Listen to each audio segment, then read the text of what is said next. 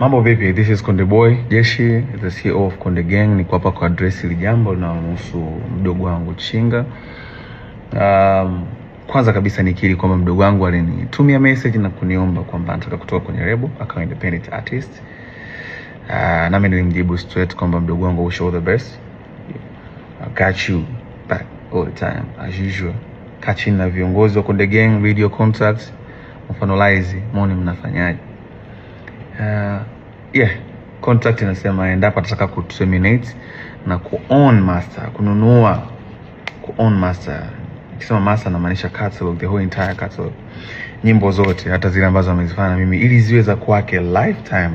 Hizo zinaingiza pesa kwake lifetime. Inatokea alipie kuzinunua hicho kiasi cha pesa kilichotajwa kwenye mkataba ambao mdogo wangu alisign 4 years ago na kampuni ya Konde Music. Hayo ndio ilikuwa ni mazungumzo na lakini sijui nini kimetokea kwake baadaye.